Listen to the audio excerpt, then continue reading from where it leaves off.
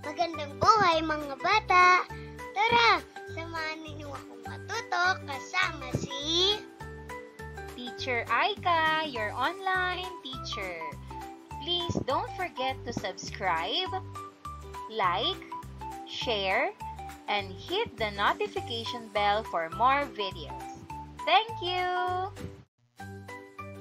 Matatag Curriculum, Filipino, Grade 2.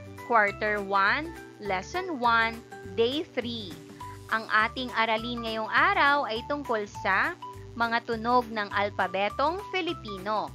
L, Y, N, G, and G. Muli, ako si Teacher Aika, ang inyong online teacher. Simulan na natin. Mga kasanayang pampagkatuto. Natutukoy ang tunog ng alpabetong Filipino. L, Y, N, G, and G. Nabibigkas ang mga tunog ng patinig at katinig. Natutukoy ang mga salitang magkakatugma, 1 hanggang 2 pantig. At natutukoy ang mga tunog na bumubuo sa salitang patinig at katinig. Natutukoy ang mga salitang madalas gamitin o high-frequency words. Nagagamit ang mga salita na high-frequency tungkol sa sarili at pamilya. Mga layunin. 1. Natutukoy ang tunog ng alpabetong Filipino. L, Y, N, G, at NG. 2. Nabibigkas ang mga tunog ng patinig at katinig. 3. Natutukoy ang mga salitang magkakatugma, 1 hanggang 2 pantig. 4. Natutukoy ang mga tunog ng patinig at katinig na bumubuo sa salita. 5. Natutukoy ang mga salitang madalas gamitin o high-frequency words. 6. Nagagamit ang mga salita na high-frequency tungkol sa sarili at pamilya.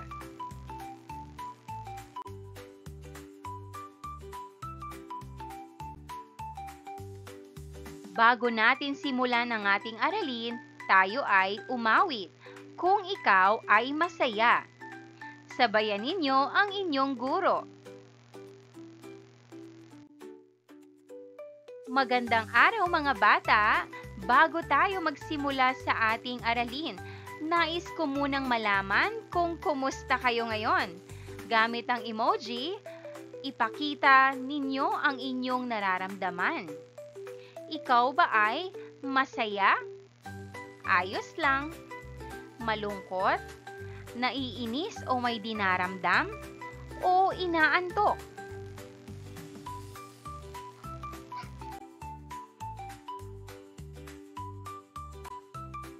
Sa araw na ito, pag-aralan natin ang mga tunog ng mga letrang L, Y, N, G, at NG. Maaga ba kayong natutulog tuwing linggo ng gabi? Bakit? Bakit madalas ayaw natin sa araw ng Lunes? Ang mga tanong na ito ay may kinalaman sa tulang ating babasahin ngayong araw.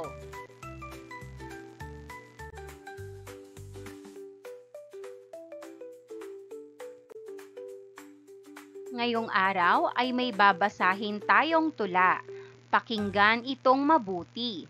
Bago ipagpatuloy ang aralin, bigkasin muna natin ang mga sumusunod na salita. Bigyang diin ang tunog sa pagbigkas ng mga letrang L, Y, N, G, ng mga salita sa bawat bilang. 1. Labis. Labis. 2. Yakap. yakap. 3, niya. Niya. 4, ngiti. Ngiti. 5, ganoon. Ganoon. Ngayon naman, ituro ang mga gamit na nasa loob ng ating silid-aralan na nagsisimula sa tunog ng letrang Y at G.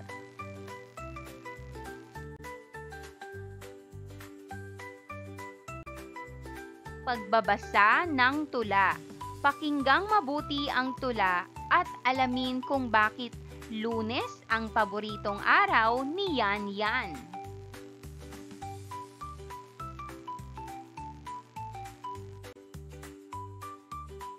Pagbasa ng tula. Pakinggang mabuti ang tula na may pamagat na Ang Lunes ni Yan Yan. Isinulat ni M.A. Antonio. Lunes ang paboritong araw ni Yan Yan. Sa tunog ng relo, masaya niya itong sinisimulan.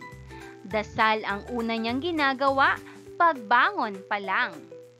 Sa kapagbati ng ngiti, yakap at halik sa kanyang mga magulang. Ngiti, yakap at halik din ang pagbati ng ama't ina. Lahat sila'y labis na masaya.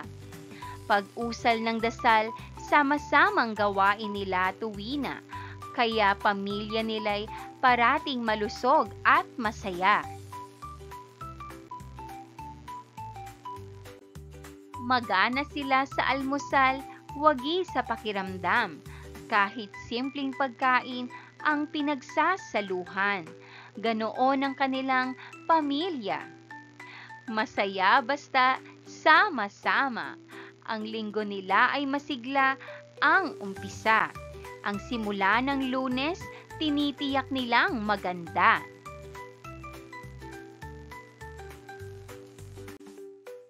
Mula sa tulang binasa at pinakinggan, sagutin ang mga tanong. 1. Ano ang paboritong araw ni Yan Yan? Ang sagot, Lunes ang paboritong araw ni Yan Yan. 2. Ano ang ginagawa niya paggising? Ang sagot, siya ay nagdarasal muna pagkatapos ay bumabati ng ngiti, yakap at halik sa kanyang mga magulang. 3. Sino ang kasama niyang kumain ng almusal?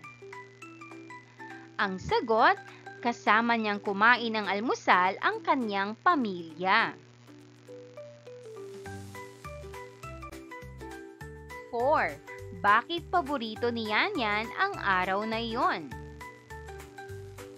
Ang sagot, paborito niya ang Lunes dahil masaya silang pamilya sa umaga. Nagsasama-sama sa dasal at pagkain, kaya masigla ang umpisa ng kanilang linggo.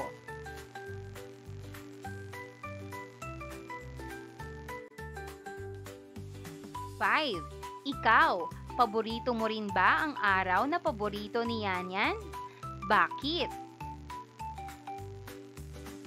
Maaaring sagot o halimbawang sagot.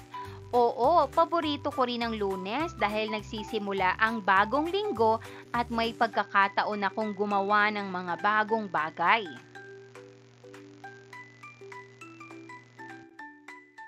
Muling bigkasin ang mga salita sa ibaba.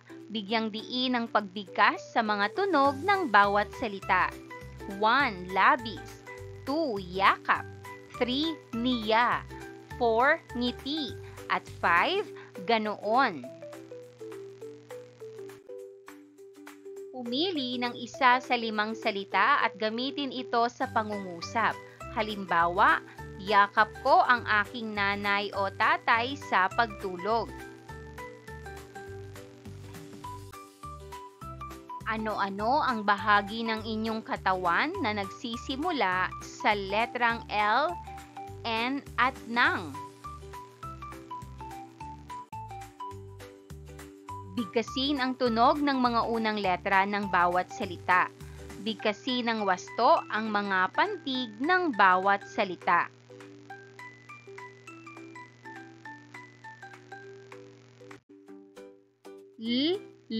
Labis. Yakap. Niya.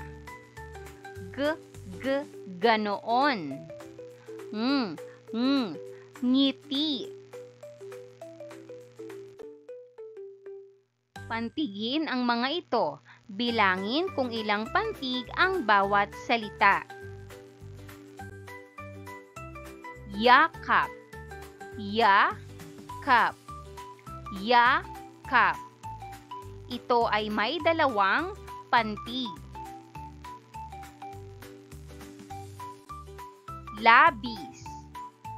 Labis. Labis. Labis. Ito ay may dalawang pantig. Niya. Niya. Niya. Niya. Ito ay may dalawang pantig. Ganoon. Ganoon. Ganoon. Ganoon. Ito ay may tatlong pantig. Ngiti. Ngiti. Ngiti. Ngiti. Ito ay may dalawang pantig.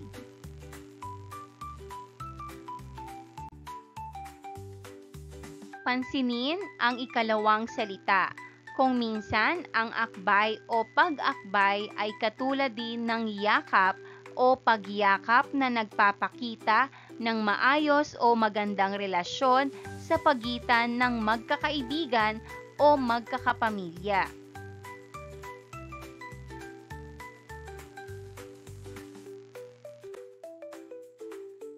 Ilang pantig ang bumubuo sa salitang akbay?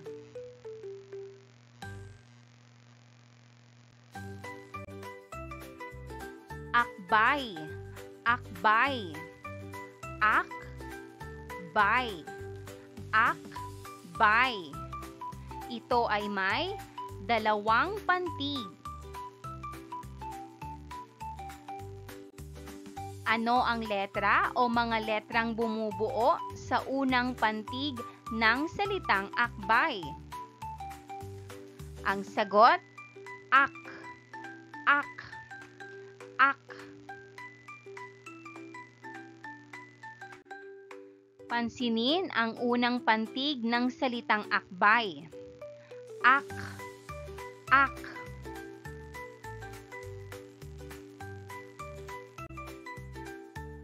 May mga salita na ang unang pantig ay may patinig at katinig, gaya ng A at M sa salitang ambulansya, am.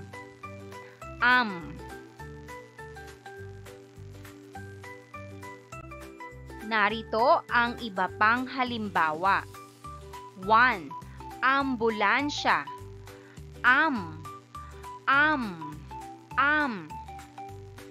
2. Embutido. M. 3. Ensaymada. N. 4. Amigo. Am. 5. Anak. An.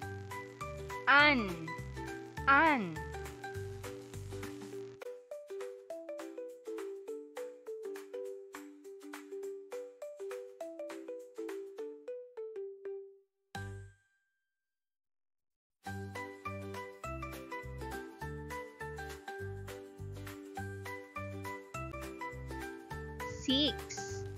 Aso. As. A. plus S. As. 7. Alak. Al.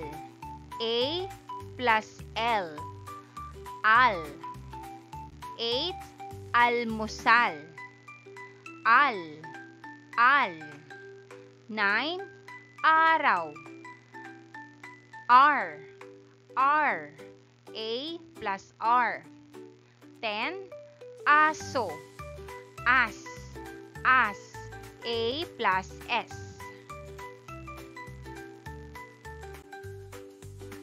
Balikan ang tula, piliin ang dalawang salitang magkakatugma. Basahin ng malakas at wasto. Basahin natin. Bati, ngiti. Bati, ngiti. Dasal, usal. Dasal, usal.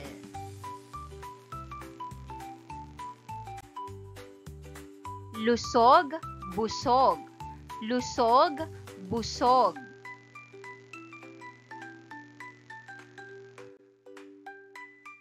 Maliban sa mga salitang matatagpuan sa tula, magbigay pa ng salitang binubuo ng dalawang pantig na ginagamit ng inyong pamilya. Bigyan ito ng katugma. Halimbawa, sintas, sopas. Baon, kahon.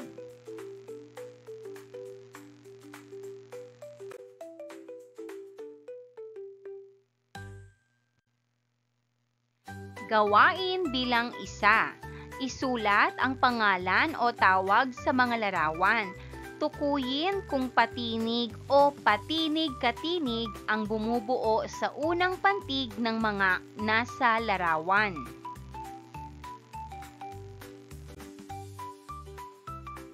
Unang larawan, eroplano. Unang pantig, E. Uri ng pantig, patinig. Pangalawang larawan, silya. Unang pantig, C. Uri ng pantig, patinig-katinig. Pangatlong larawan, monumento. Unang pantig, mo. Uri ng pantig, patinig-katinig. Pang-apat na larawan, imbudo. Unang patinig, im. Uri ng pantig, patinig-katinig. Panglimang larawan, ilaw. Unang pantig, I. Uri ng pantig, patinig. Gawain bilang 2. Isulat ang pangalan at bigkasin ang mga bahagi ng katawan na tinutukoy sa bawat larawan.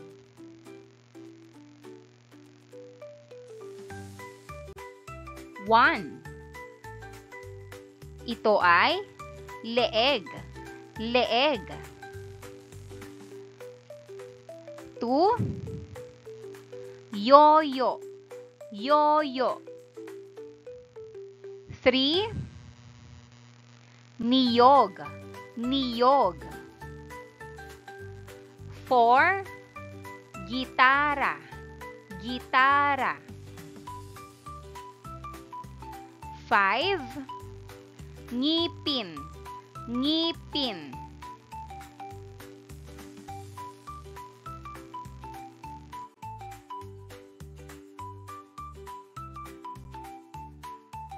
Balikan ang tula.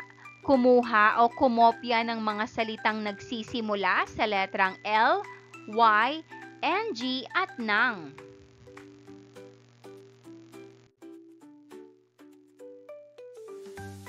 Sagutan ang mga sumusunod.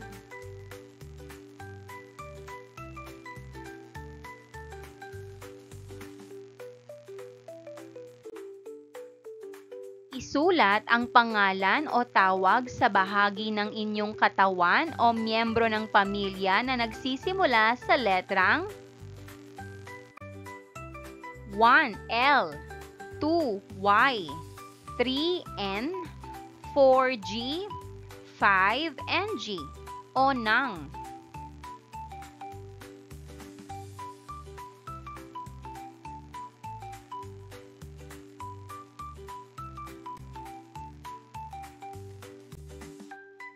One, L, leeg. 2Y, yaya. 3N, nanay. 4G, gilagid. 5, nang, ngipin.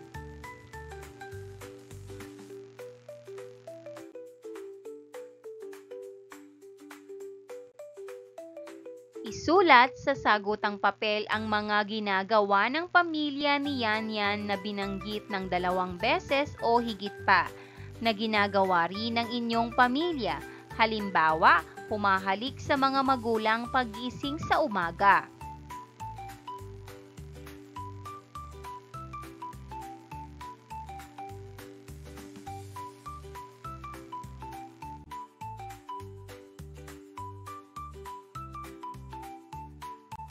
Dumako na tayo sa pagtataya. Iguhit ang nakangiting muka kung ang mga salitang magkatambal sa bilang ay magkatugma at iguhit naman ang malungkot na muka kung hindi magkatugma.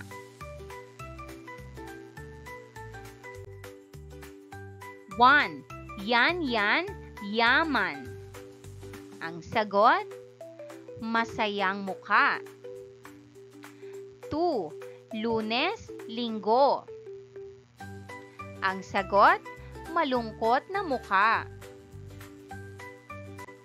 3. Yakap, yabag. Ang sagot, malungkot na muka.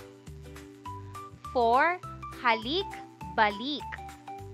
Ang sagot, masayang muka. 5. Almusal, hapunan. Ang sagot, malungkot na muka.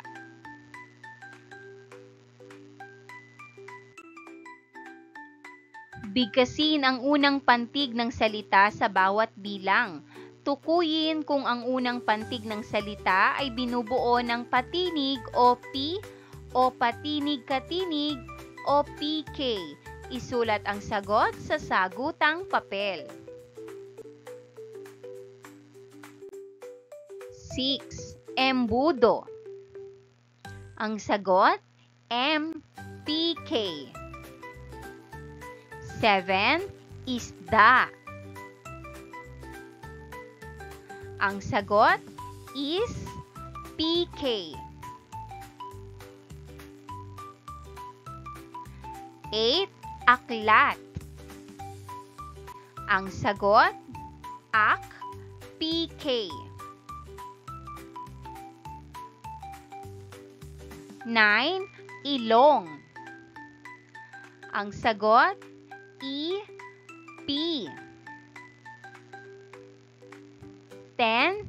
Eskimo. Ang sagot, SPK.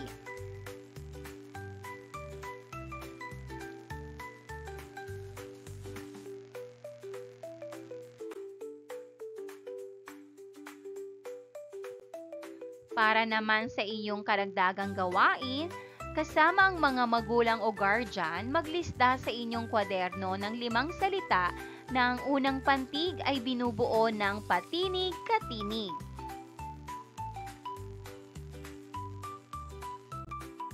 Maraming salamat sa panonood! Huwag kalimutang i-like at mag-subscribe para sa higit pang educational content. I-click ang bell icon para ma-update ka sa ating mga bagong video. Salamat!